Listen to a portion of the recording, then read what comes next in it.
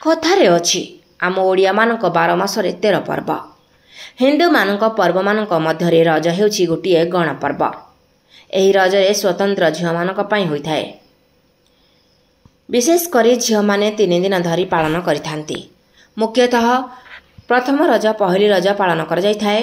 द्वितीय दिन रे संक्रांति पालन करिथिबा बेले शेष दिन रे विभिन्न स्थान रे यथा गाँ मुंडरे थिबा बरगछ आंब गछ रे दोली बांधी दोली झुली थांती।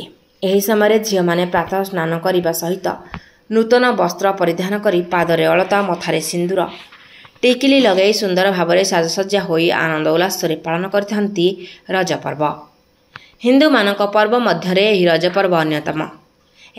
सुकृति साहू आम टाउन रोचु केन्दुगुड़ा ठू अल्प दूर रे आम ये आसिली सकाଳେ उठिकी पूरा नित्यकर्म सारिकी घरे सब पिठापଣା होता खाई बाहरलु एपटे बुलायापे आसलु तो भल लगे दली देखिलु टे टाउन मानक सब जिन हुए ना कमीगला आजिकल तो मोबाइल समस्ते व्यवहार कर आम बुलिक आस देखिलु दली बंधा है खुशी लगला टे एंजॉय करुचु आ बहुत खुशी लगुच कहीं बहुत दिन पर आम दली टे झुल पाइलु ए सब जिन आजिकल मिलूनी से खुशी लगुच आमर जोटा ओडिया मानकर पर्व से समस्ते मिस न करिकी एंजॉयमेंट करवा दरकार जमीक हूँ आम रज रथयात्रा ए सब सब एंजॉय करवा दरकार आमर तो ओडिया आम हिंदू धर्म लोक आमर 12 मास 13 यात्रा तो समस्ते मिसिकी ए सब पर्व पालन करवा दरकार आमर हिंदू धर्मर परंपरा ए सब।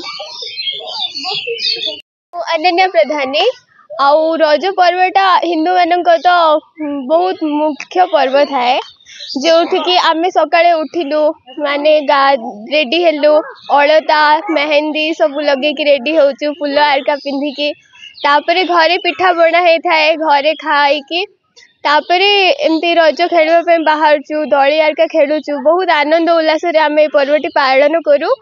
आउ एबे तो इंटरनेट जमाना है गलानी समस्ते घरे बस फोन धरिकी रही जाउछंती से परि न करी ए पर्वटा पालन करथांते आउ दली आरका सब खेल के आनंद करथांते सेठी मजा का तार अलगा आमे सब भौणी आरका मिसिकी एठी दली खेलुचु आनंद करचु खुशी रे रहउचु तो मजा लागुची से सब आउ।